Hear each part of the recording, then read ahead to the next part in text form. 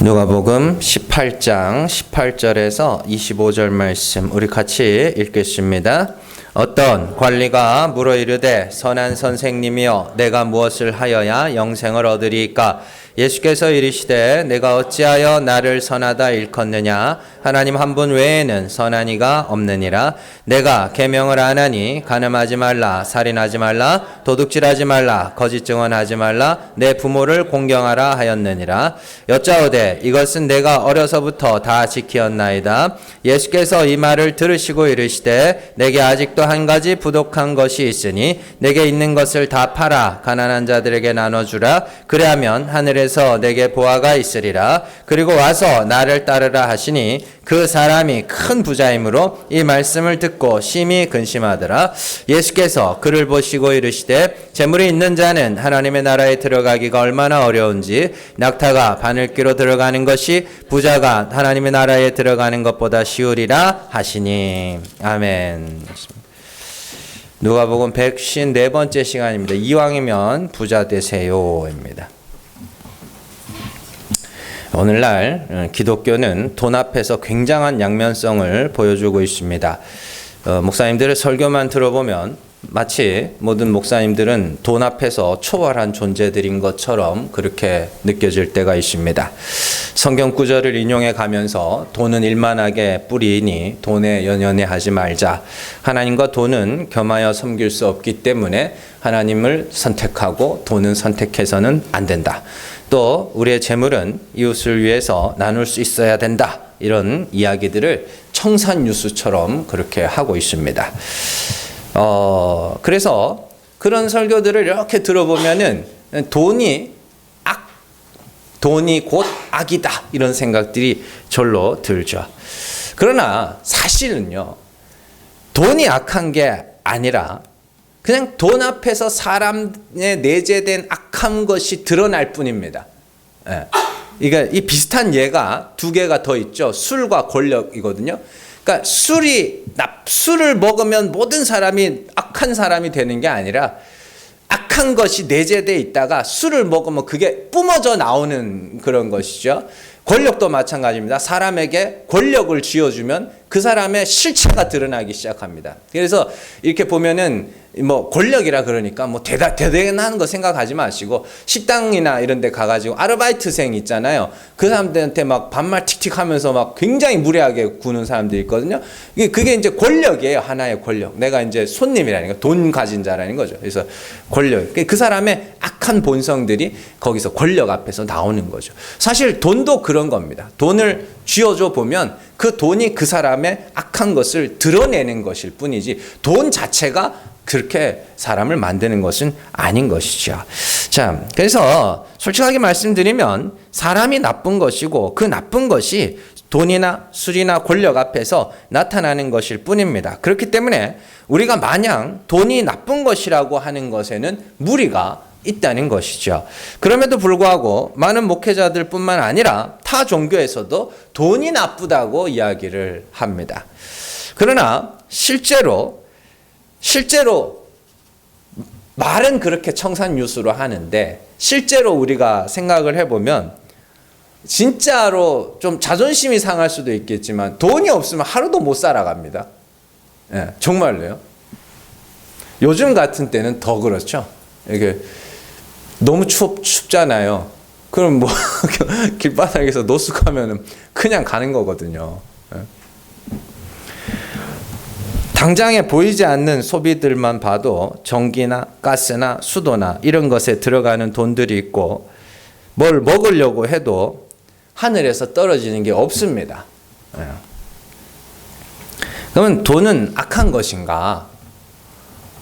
악한 것이 않아요. 그럼 선한 것인가? 선한 것도 아니에요. 그냥 필요한 것입니다. 필요한 것. 그래서 오늘 말씀에 재물이라는 단어가 나오잖아요. 이 크레마라는 단어인데 이 크레마라는 단어가 그 어근이 뭐냐면 필요한 것, 유용한 것입니다. 그러니까 옛날 사람들, 옛날부터도 돈이라는 건 그냥 필요한 것, 유용한 것이라고 인식을 하고 있었다. 그렇게 생각을 하시면 되는 거죠. 그러니까 이분법적으로 이렇게 여러분들이 성경이나 뭐든지 간에 이분법적으로 접근하면 안 돼요. 그러니까 이게 이분법적이라는 건 돈은 악한 것 혹은 돈은 선한 것 이렇게 접근을 하는 거예요. 그래서 돈은 선한 거니까 어떻게든 많이 가져야지 이것도 아닌 거고, 돈은 나쁜 거니까 멀리해야 돼 이것도 아닌 거. 이게 이분법적 사고라고 이야기하는 거고, 그냥 필요한 거예요. 필요한 거.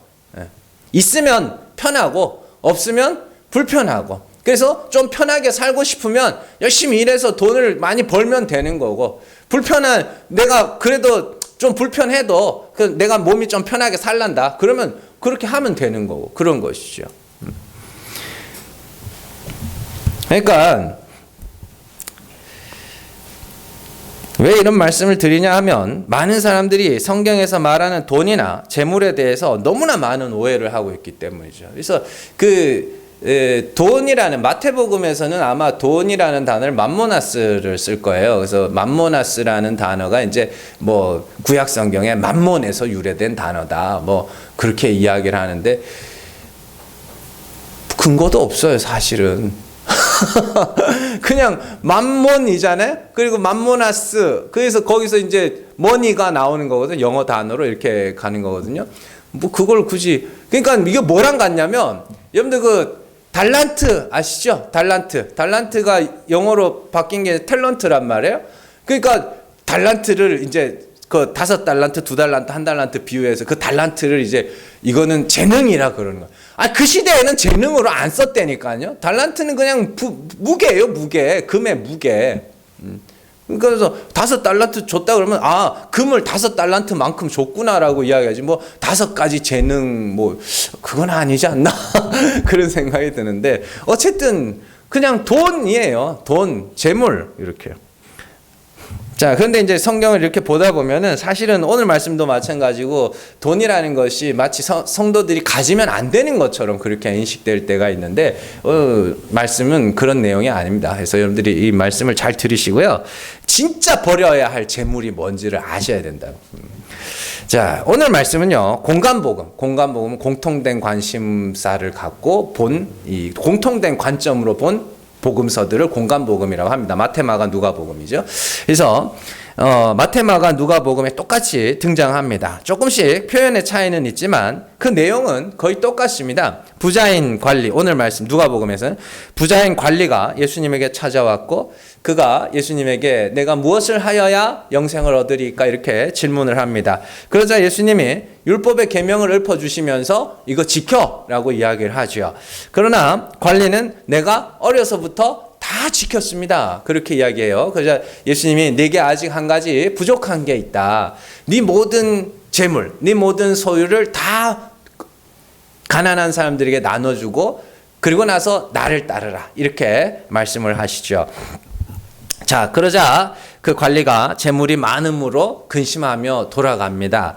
그리고 예수님은 그의 뒤통수에다 대고 부자가 천국에 가는 것은 낙타가 바늘길을 통과하는 것보다 어렵다. 이런 말씀을 하시는 것이죠.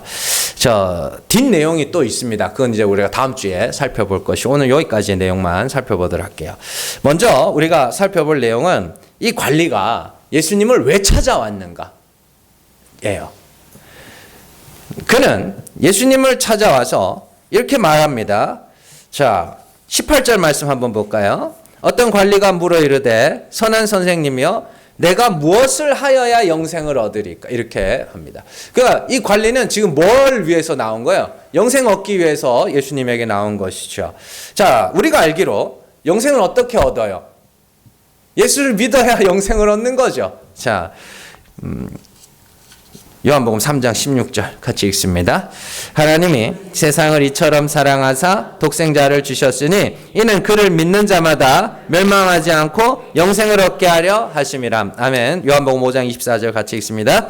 내가 진실로 진실로 너희에게 이르노니 내 말을 듣고 또 나 보내신 이를 믿는 자는 영생을 얻었고 심판에 이르지 아니하나니 사망에서 생명으로 옮겼느니라. 아멘. 이 5장 말씀이 되게 중요해요. 예수를 3장에서는 독생자를 믿는 자가 멸망치 않고 영생을 얻는다 그러죠. 그런데 이제 5장에서는 그 독생자를 믿는 게 뭔지를 설명을 해요. 잘 보시면 내 말을 듣고 누구를 믿는다 그래요? 나 보내신 이를 믿는다. 그러니까 내 말이 뭐예요? 내가 말하는 하나님, 내가 내가 하나님에 대해서 말해줄 텐데 그 말을 잘 듣고 나 보내신 그 하나님이 참 하나님이심을 믿으면 너희가 영생을 얻는 거야. 그걸 예수를 믿는다고 이야기를 하는 거예요. 그러니까 5장 24절의 말씀이 3장 16절의 말씀을 보충해 주는 거라고 생각을 하시면 됩니다. 이게 되게 중요한 말씀이에요. 내 말을 듣고 누구를 믿는다고요? 나 보내신 이를 믿는다고요. 그 하나님. 그래서 내가 하나님에 대해서 말을 해줄 텐데 잘 듣고 하나님이 그런 분이구나라고 믿으면 그러면 그게 너희가 영생을 얻을 거야. 이렇게 이야기를 하시는 것이죠. 이처럼 영생은 예수 그리스도를 믿음으로 말미암아 얻는 겁니다. 그러면은 예수님도 자기에게 나온 그 부자 관리에게 내가 무엇을 하여야 영생을 얻으리까라고 말하면 날 믿어 라고 해야 되는 거 아니에요? 근데 그 말을 안 해요. 그렇잖아요. 오늘 말씀 잘 보시면 18절에서 영생을 얻으리까 물었더니 19절에서 율법의 계명을 쭉 읊어준단 말이에요. 자, 그렇다면 왜 예수님은 날 믿으라고 하지 않고 왜 율법의 계명들을 읊어주셨을까요? 이 율법의 계명을 잘 지키면 영생에 이를 수 있는 거예요? 에? 그렇지 않죠. 우리는 분명히 사람이 율법의 행위로 영생에 이룰 수 없다는 것을 잘 압니다. 그럼에도 불구하고 예수님은 그 관리에게 율법의 계명을 말씀을 하시죠. 왜냐하면 율법의 계명은 그것을 잘 지키라고 주신 것이 아니기 때문입니다. 아니기 때문이라고요.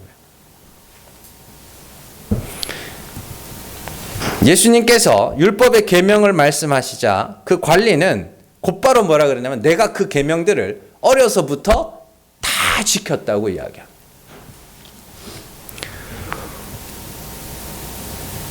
그렇죠? 이는 그 사람이 율법에 굉장히 열심히 있던 사람인 것을 말해주죠. 그렇다면 하나님은 이 관리처럼 율법을 다 지키는 사람들을 영생을 주시는가? 아니죠. 아니에요. 율법은 우리의 죄를 알라고 준 것이며 죄로 말미암아 하나님의 긍휼을 구하라고 준 것입니다.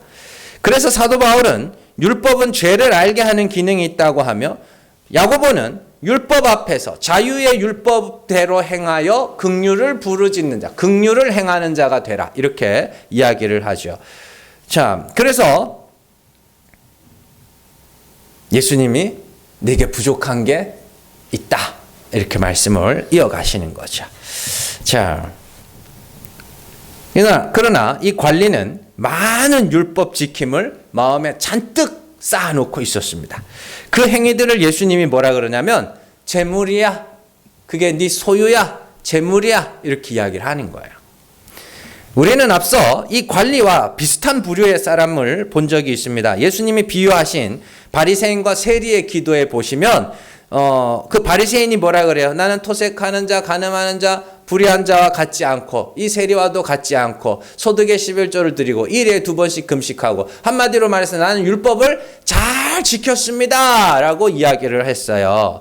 그러니까 예수님의 비유에 등장하는 바리새인과 오늘 말씀에 등장하는 그 관리의 모습이 똑같아요. 예, 똑같아요. 그러한 열심히 있는 율법 지킴과 그런 말미암은 사람들의 칭찬 이런 것들이 다 뭐하냐면 마음에 쌓아놓은 뭐예요? 재물입니다. 이게 돈이 아니라고요.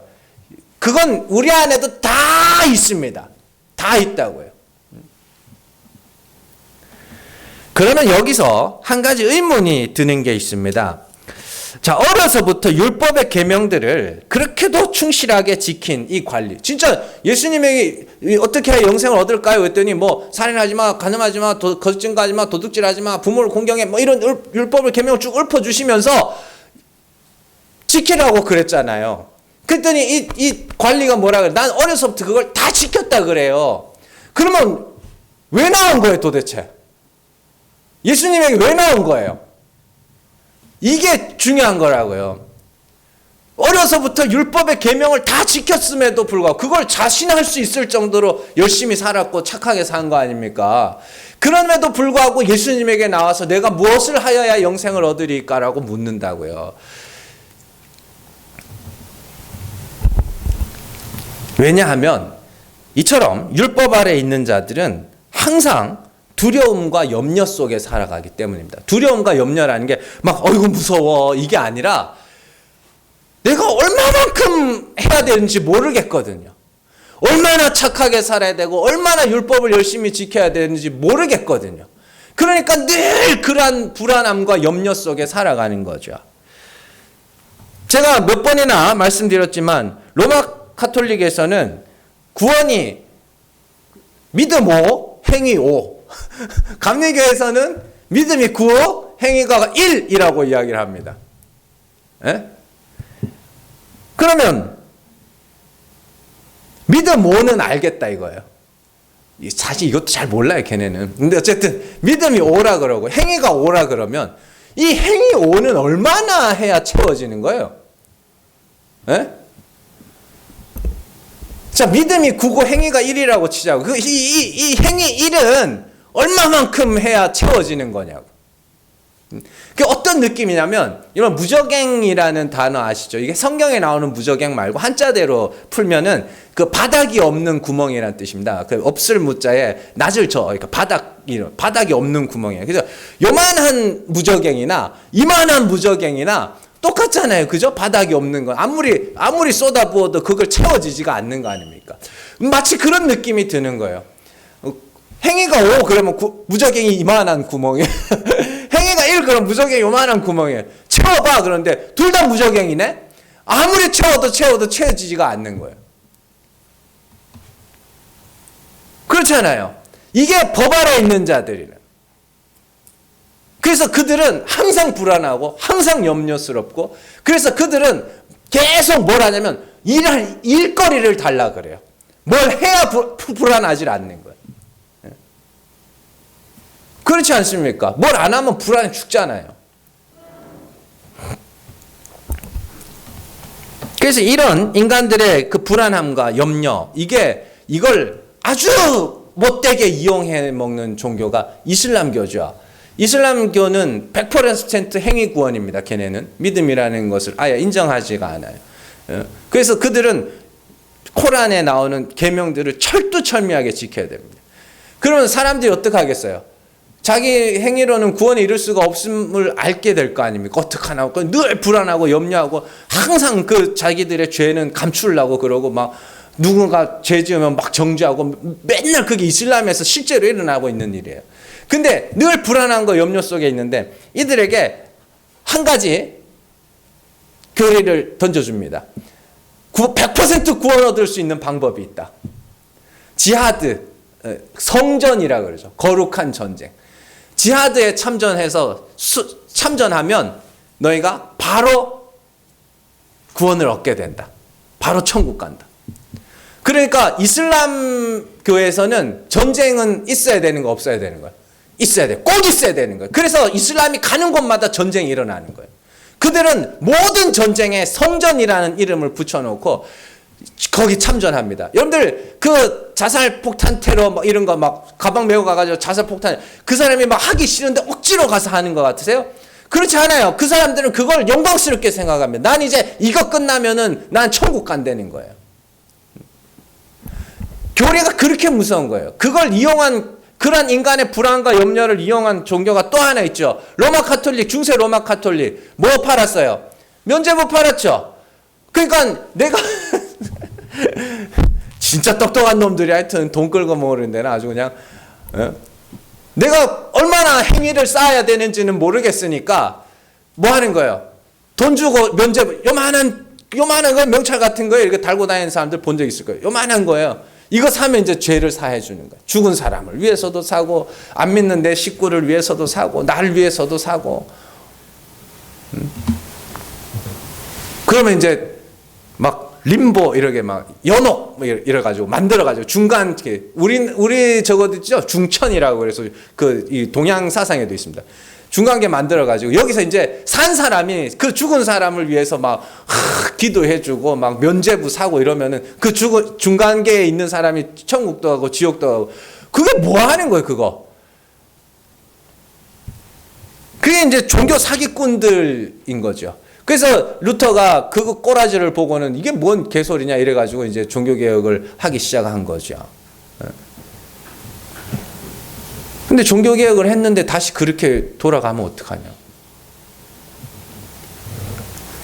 이처럼 구원에 인간의 행위가 0.1이라도 섞이게 되면 그 0.1이 얼마만큼을 채워야 0.1이 될 수 있는지를 알 수 없기 때문에 사람들은 항상 그 염려 속에 살아가는 거예요. 얼마나 착하게 살아야 되나. 구제해야 천국 간다 치자고 예를 들어 구제해야. 그러면 이제 사람들이 생각하는 거죠. 얼마만큼 구제를 해야 되느냐는 거예요. 얼마만큼 구제를 해야. 그걸 누가 정해줘요? 하나님이 정해줘요? 목사가 정해줘요. 성직자가 종교인들이 정해주죠.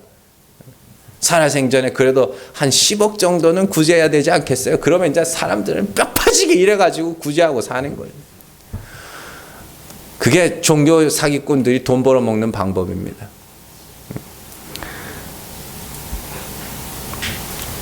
오늘 말씀에 등장하는 관리가 예수님에게 찾아와서 영생에 대한 질문한 것도 이런 원리로 해석해야 되는 거죠.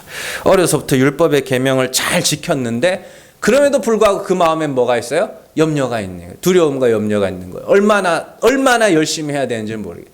그러니까 선한 선생이며 예수님에게 와가지고 하나님의 아들이라고 하니까 하나님에 대해서 안다고 하니까 하나님하고 좀 친한 것 같아. 그러니까 가가지고 내가 무엇을 하여야 영생을 얻으리까? 그렇게 이야기하는 것입니다.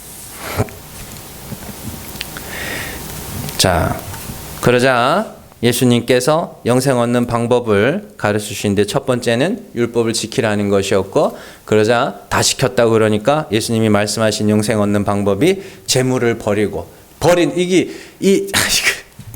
내게 있는 것을 팔아 가난한 자들에게 나누어 주라는 거는 네게 있는 걸 버리라는 뜻과 똑같은 겁니다. 여러분들 이게 예수님이 구제에 대해서 이야기했다고 생각하지 마세요. 예수님 그 뒤에 보면은 가룟 유다가 예수님을 배신하게 된 결정적인 계기가 뭐냐면 이게 향유 담은 향유 옥합을 그거 깨고 붓는 장면 있죠? 거기 보면 제자들이 뭐라 그러면 야 그걸 거기 버릴 바에야 가난한 사람 나눠주지. 그렇게 이야기를 하거든요. 그래서 예수님이 놔둬라. 이 여자가 지금 나를 장례를 준비하고 있다. 이런 이제 이야기를 하시잖아요. 그때 이제 가룟 유다 그 사건 바로 다음에 그 모든 복음서에서 공통적으로 나타납니다.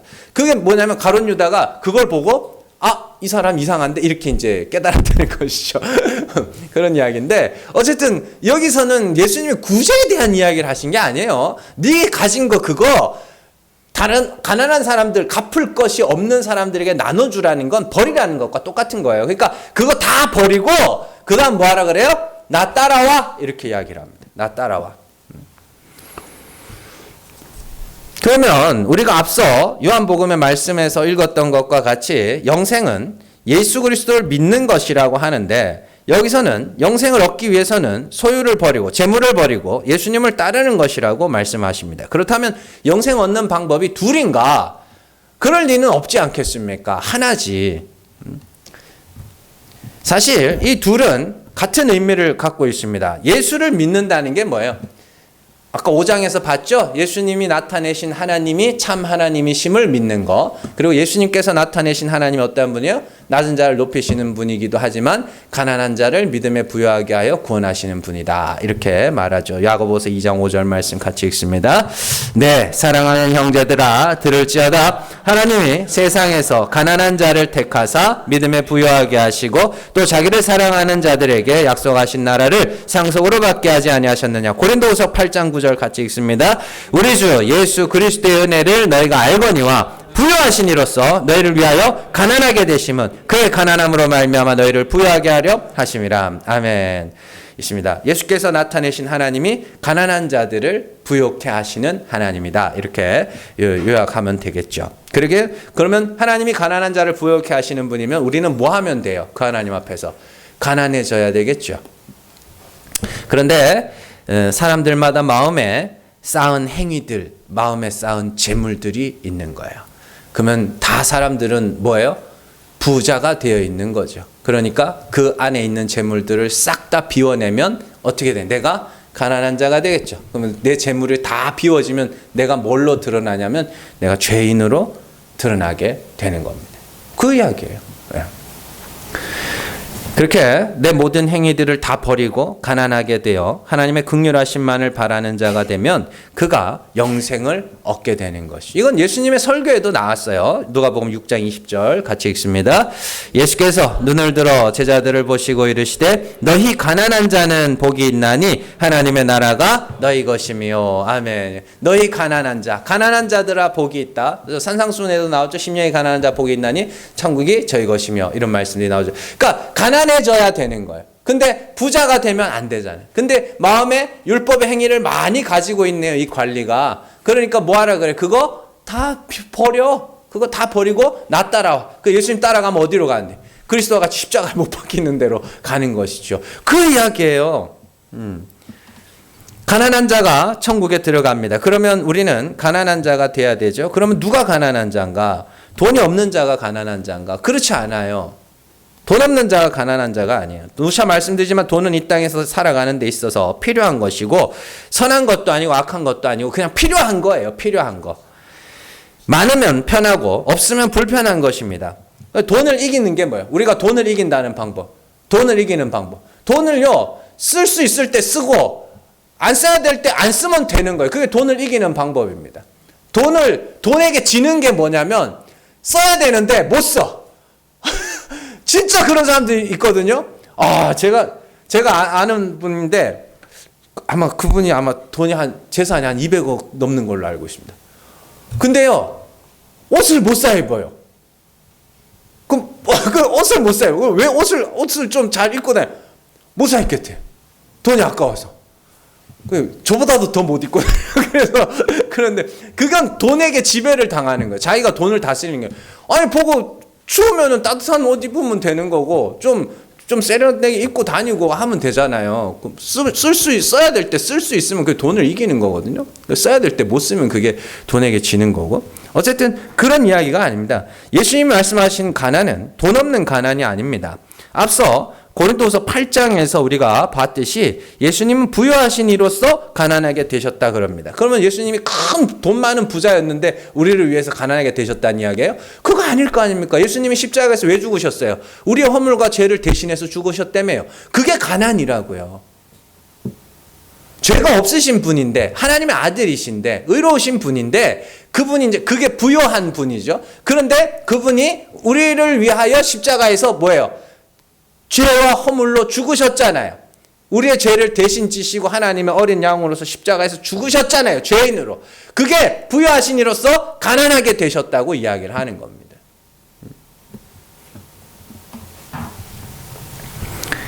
그러니까 예수님이 말씀하신 가난은 돈 없는 가난이 아니라 의가 없는 상태, 죄인의 상태를 이야기하는 것이죠. 오늘 말씀에서 예수님이 관리에게 버리라고 하신 재물은 돈이 아니라 그가 어려서부터 다 지켰다고 하는 그 율법의 행위들, 그걸 버리라는 이야기예요. 그걸 다 버리라는 것은, 율법은 그렇게 열심히 지켜서 네 재물과 같이 쌓아놓으라는 것이 아니니 그 소유를 다 버리고 그 앞에서 죄인으로 드러나서 하나님의 긍휼하심을 구하라. 거기로 가는 겁니다. 그것이 예수님을 뭐 하는 거예요? 따르는 거라고요. 예수님을 따르는 거는 지금 저기 예루살렘 땅에 가가지고 거기서 비아 돌로로스인가? 하여튼 그 길을 따라가라는 게 아니고, 그게 아니고 예수님이 십자가에서 허물과 죄로 가난한 자가 되어 죽으신 것과 같이 너희도 그렇게 죽으라는 이야기입니다. 로마서 6장 3절에서 4절 말씀 같이 읽습니다. 무릇 그리스도 예수와 합하여 세례를 받은 우리는 그의 죽으심과 합하여 세례를 받은 줄을 알지 못하느냐? 그러므로 우리가 그의 죽으심과 합하여 세례를 받음으로 그와 함께 장사되었나니 이는 아버지의 영광으로 말미암아 그리스도를 죽은 자 가운데서 살리심과 같이 우리로 또한 새 생명 가운데서 행하게 하려 함이라. 아멘. 그리스도와 같이 뭐하라 그래요? 죽어라. 그리스도와 같이. 여기서 그냥 죽으라 대신에 가난해져라로 바꾸면 돼요. 그리스도와 같이 가난해져라. 그러면 하나님이 너희 그리스도를 가난한 자 가운데서 부유하게 하신 것 같이 너희도 가난한 자 가운데 부유하게. 이 이야기예요. 똑같은 이야기예요. 자, 이건 제 이야기가 아닙니다. 앞서 회개의 비유에서부터 계속 예수님이 해오신 말씀이에요. 회개의 비유에도 똑같은 말씀이 나오는데 회개의 비유 맨 마지막에 5개의 비유 중에 맨 마지막에 나오는 게 뭐예요? 부자와 거지 나사로의 이야기죠. 거기서 부자가 누구였어요? 부자가 바리새인들이었죠. 거지 나사로는 세리와 죄인들이었죠. 그 이야기예요. 그런데 그 부자와 나사로, 거지 나사로의 이야기하는 그 바로 앞에 그 네 번째 비유가 불의한 청지기의 비유입니다. 불의한 청지기의 비유에 보면은 예수님께서 되게 특별한 말씀을 하나 하시거든요. 누가복음 16장 13절에서 14절 말씀 같이 읽습니다.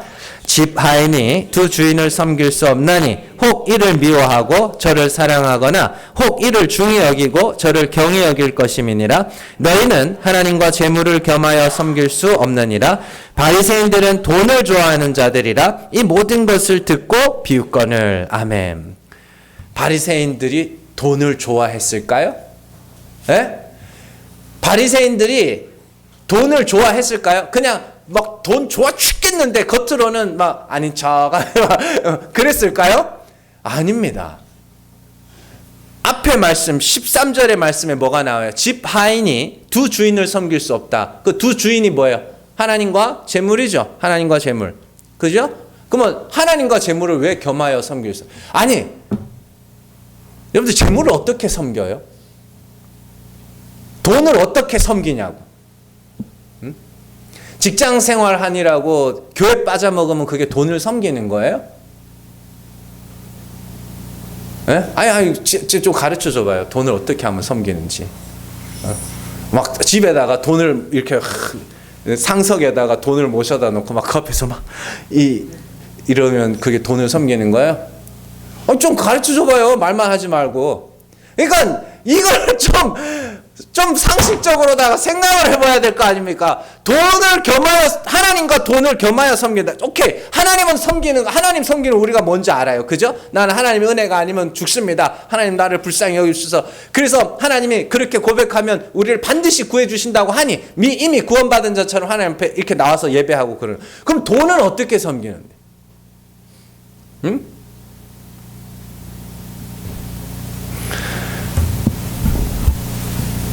하나님과 재물을 겸하여 섬길 수 없다고 할 때 그 하나님은 아시겠죠? 하나님은 그리스도께서 나타내신 하나님입니다. 긍휼의 하나님, 은혜의 하나님, 죽은 자를 살리신 하나님이에요. 그런데 그 하나님은 죽은 자를 살리시는 분이라 우리는 그 앞에서 반드시 죽은 자로서 하나님의 긍휼하심에 의하여 구원을 받아요. 그러면 높임을 받는 건 누구? 하나님이죠. 우리가 아이고 하나님 이 죽을 것을 살리신 하나님 감사합니다. 이게 하나님을 섬기는 거예요. 그런데 재물을 섬긴다는 건 뭐냐면 내가 내 행위로 구원에 이른 거야.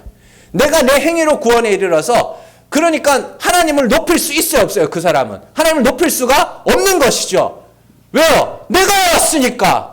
전쟁을 하는 사람이 있습니다. 전쟁을 하는 사람. 자, 내 힘으로는 절대로 이길 수가 없어요. 근데 하나님이 이기게 하셨어. 그러면 어떻게 해요? 하나님이 이기게 하셨다. 이게 하나님을 섬기는 거고. 그러면 그 전쟁하는 사람이 재물을 섬기는 건 뭐겠어요?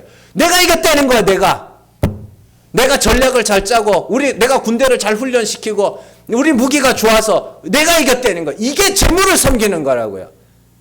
하나님과 재물을 겸하여 섬길 수 없다고 할 때 그 재물은 여러분들 지갑에 있는 그 돈이 아니에요. 더 무서운 거란 말이에요. 내가 이렇게 착하게 살았으니까, 내가 이렇게 의롭게 살았으니까 구원을 받았지. 이런 사람은 절대로 그 하나님을 섬길 수가 없다는 뜻입니다. 왜냐하면 그에게 있어서 자랑거리는 누가요? 나!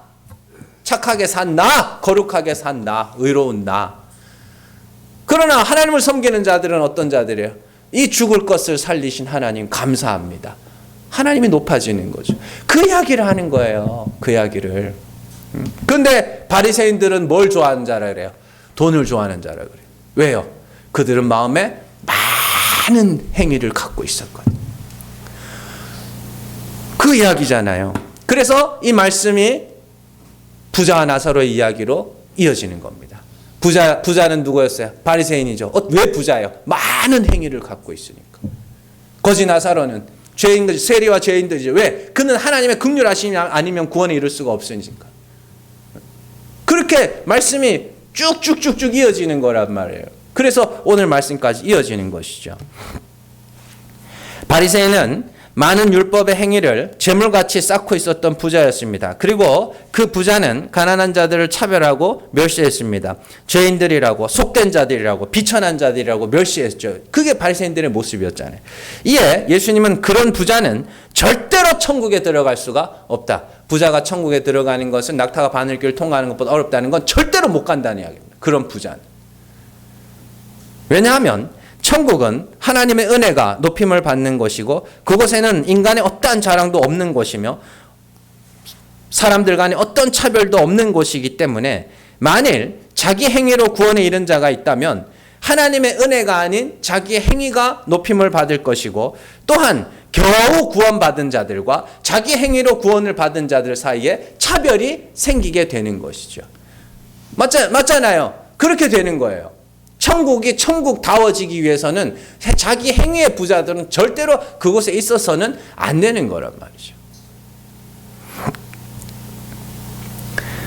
그래서 부자는 절대 천국에 들어갈 수 없기 때문에 예수님께서 모든 소유를 버리고 나를 따라 십자가에서 같이 죽자. 그 이야기를 하시는 겁니다.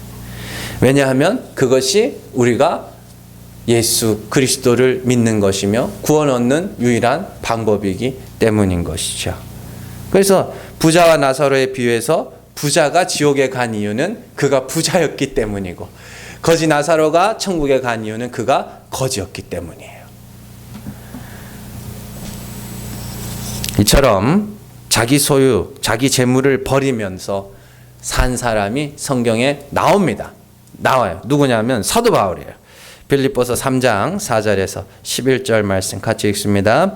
그러나 나도 육체를 신뢰할 만하며 만일 누구든지 다른 이가 육체를 신뢰할 것이 있는 줄로 생각하면 나는 더욱 그러하리니 나는 8일 만에 할례를 받고 이스라엘 족속이요 베냐민 지파요 히브리인 중에 히브리인이요 율법으로는 바리새인이요 열심으로는 교회를 박해하고 율법의 의로는 흠이 없는 자라. 그러나 무엇이든지 내게 유익하던 것을 내가 그리스도를 위하여 다 해로 여길 뿐더러 또한 모든 것을 해로 여김은 내 주 그리스도 예수를 아는 지식이 가장 고상하기 때문이라. 내가 그를 위하여 모든 것을 잃어버리고 배설물로 여김은 그리스도를 얻고 그 안에서 발견되려 함이니 내가 가진 의는 율법에서 난 것이 아니요 오직 그리스도를 믿음으로 말미암은 것이니 곧 믿음으로 하나님께로부터 난 의라. 내가 그리스도와 그 부활의 권능과 그 고난에 참여함을 알고자 하여 그의 죽으심을 본받아 어떻게 해서든지 죽은 자 가운데서 부활에 이르려 하노니. 아멘. 바울이 버린 것들이 쭉 나오죠. 그죠? 할례, 바리새인, 히브리인, 율법에 의로는 흠이 없는 자, 이런 것들을 이게 다 뭐야? 배설물과 같이 버렸다. 다 버렸다. 그걸 뭐라고 부르냐면 거기 보시면은 7절 말씀. 7절 말씀 보시면 그러나 무엇이든지 내게 유익하던 거 재물이에요. 그 율법의 의가 내게 뭐예요? 유익하던 거라는 거예요. 그걸 다 버렸다. 그리고 어떻게? 그리스도 안에서 발견되려 한다. 그럼 그리스도 안에서 발견되는 게 뭐냐? 거기 10절과 11절에 나오는 거죠. 그의 죽으심을 본받아 그와 함께 부활에 참여. 그러면 그와 함께 부활에 참여하기 위해서는 내가 뭐 해야 되는 거예요? 죽어야 되는 거예요. 내가 그리스도와 함께 죽는다. 내가 죄인임을 고백하기 시작했다. 그게 버리는 거예요. 그러면은 사도 바울은 돈을 싫어했을까요? 좋아했을까요? 사도 바울. 예? 사도 바울은 돈을 싫어했을까요? 좋아했을까요? 제가 말씀드렸죠. 이분법적으로 접근하시면 안 된다고. 돈을 엄청나게 필요로 했던 사람입니다. 한번 볼까요? 고린도전서 9장 7절에서 10절 같이 읽습니다. 누가 자기 비용으로 군복무를 하겠느냐? 누가 포도를 심고 그 열매를 먹지 않겠느냐? 누가 양떼를 기르고 그 양떼의 젖을 먹지 않겠느냐? 내가 사람의 예대로 이것을 말하느냐? 율법도 이것을 말하지 아니하느냐? 모세 율법에 곡식을 밟아 떠는 소에게 망을 씌우지 말라 기록하였으니 하나님께서 어찌 소들을 위하여 염려하심이냐? 오로지 우리를 위하여 말씀하심이 아니냐? 과연 우리를 위하여 기록된 것이니 밭가는 자는 소망을 가지고 갈며 곡식 떠는 자는 함께 얻을 소망을 가지고 떠는 것이라. 아멘. 여러분들 무슨 사도 바울을 성인 군자처럼 생각하시는 분들이 많은데, 그리고 뭐 요즘에는 목사님들도 좀 그래, 좀 바울을 너무 막 추켜 세우는데, 여러분들 그 바울이 이중직 했잖아요. 복음 전하면서도 뭐 천막을 만드는 자로 이렇게 이중직 했대요. 그럼 바울이 그 자신의 이중직을 굉장히 자랑스러워했을 것 같으세요? 그거 싫어했어요. 이 지금 우리가 방금 읽은 말씀이 뭐냐면, 야, 너네 왜 나 안 도와주냐? 이 말이에요. 아니, 나오잖아요. 누가 자기 비용으로 군복무를 하겠으며, 포도를 심고 그 열매를 먹지 않겠으며, 양떼를 기르면서 그 젖을 먹지 않겠느냐? 내가 너희에게 복음을 전하고 너희를 구원하는 일에 사용되고 그래가지고 너희를 교회를 세워놨는데, 내가 그런 선교를 이렇게 열심히 하고 있는데 왜 후원 안 해줘? 그 이야기예요, 이게. 그걸 보면서 뭐 바울의 이중직은 하기 싫은데 억지로 한 거예요. 이 집에 가셔서 9장 한번 읽어봐요. 고린도전서 9장. 그런데 바울이 뭐냐? 야, 그렇게 아깝냐? 그게 주는 게 그렇게 아까워? 그럼 안 받을게. 이런 이야기예요, 이 말씀이. 제가 이렇게 좀 이렇게 조금 까칠한 그게 있어가지고 말투를 좀 띠껍게 이렇게 표현을 해서 그렇지. 그런 내용이에요. 왜? 야, 내가 영적인 것을 주었는데 육적인 것을 거두기로 과하다기는 여기 바로 뒤에 나온 말씀이거든요. 그게 과한 거야? 그럼 바울이 돈을 싫어했어요? 아니니까 엄청나게 필요로 했던 사람이에요. 왜냐하면 바울은 자기 혼자 다니지 않았습니다. 전도단을 꾸려서 다녔어요. 그러니까 자기가 자기 함께 있는 전도 팀을요, 먹여 살려야 됐어요. 그래서 자기는 열심히 일하고 이 사람들 먹이고 막 하고 이 사람들 돌아다니면서 전도하고 이랬단 말이에요. 그러다 보니까 바울에게는 돈이 많이 필요했습니다. 그때 고린도 교회 이 인간들이 얼마나 나쁜 놈들이냐면은 1장에서 1, 2, 3장을 보면 이 고린도 교회 성도들이 뭘 자랑하냐면, 나는 바울에게 세례받았어. 나는 아볼로에게 세례받았어. 나는 베드로에게 세례받았어. 이렇게 막 자랑할 때는 사도들 끌어다가 쓰잖아요. 그죠? 나는 저 사람한테 세례받았어. 그런데 정작 이 사람들 선교하는데 헌금하라니까 안 해. 응? 아우, 더럽고 치사해가지고 정말. 근데 그러지 마세요. 우리 목회하는데 돈이 많이 필요합니다. 근데 우리 교회는 아직까지 넉넉해요. 그렇다고 또 안 하고 그러지 마시고. 어쨌든 필요한 거예요. 돈은 필요한 거. 근데 진짜 버려야 할 재물이 있단 말이에요. 진짜 버려야 할 재물. 난 하나님 앞에서 이렇게 의롭고 거룩하고 떳떳하게 살았다고 하는 그거 그게 다 드러나요. 다 드러나서 하나님이 정말로 그 말세의 재물을 쌓은 자들에게 야고보서 4장에서 경고하시죠. 말세의 재물을 쌓았다고. 그러나 너희 재물, 너희 옷은 좀 먹고 너희 금과 은은 동록이 쓸어가지고 다 없어질 거야. 그게 하나님이 여러분들을 사랑하시는 거예요. 그렇게 해서라도 가난하게 하시고 낮추셔야 비로소 여러분들이 하나님의 은혜를 알고 하나님의 긍휼하심을 찬송하는 자가 되기 때문이죠. 그러니까 이왕이면 돈 많은 가난한 자가 되세요. 돈 많은 가난한 자가 최고 좋은 거예요. 제일 불쌍한 게 누구냐면 돈 없는 부자들입니다. 돈 없는 부자들 실제로 있죠. 사실은 참 요즘 같아서는 뭐 돈 주세요, 쌀 주세요 하던 그 옛날 어르신들의 신앙이 훨씬 더 순수했다라는 생각이 듭니다. 먹고 살만해지면 사람들이 엉뚱한 생각을 한다는 게 여러분들 무슨 의미인지 아세요? 먹고 살만하면 뭐 노름하고 술 먹고 뭐 그게 아니에요. 사람들이 배가 차기 시작하면 그 다음부터는 인간의 의를 생각하기 시작합니다. 뭐 메슬로우인지 그 사람이 뭐 인간의 4단계의 욕구가 있다고 뭐 그런 이야기 하는데 그게 맞는 말이에요. 자꾸만 나를 높이기 위한 그런 수단으로 이 먹고 마시는 욕구가 채워지면 그 다음은 어떤 영적인 욕구 이렇게 넘어간다고요. 자아 실현 막 이러면서 막. 그러니까 차라리 먹을 거 없어가지고 하나님 돈 주세요, 떡 주세요. 정말 순수하지 않습니까? 그게 요즘 얼마나 사람들이 교묘하고 그런지 착하게 살게 해주세요. 뭐 이렇게 살게 해주세요.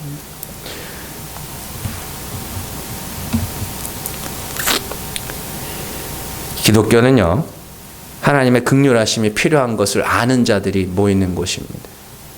얼마나 착하게 살고 얼마나 의롭게 살고를 논하는 자들이 아니라, 야, 난 진짜 하나님이 불쌍히 여겨주셔야 되는 거구나 라는 것을 아는 사람들이 모이는 곳이 교회예요. 교회. 근데 제가 목사님들 모임에 가가지고 어떻게 이야기할 기회가 있어가지고, 야, 이 말씀이 나왔어요.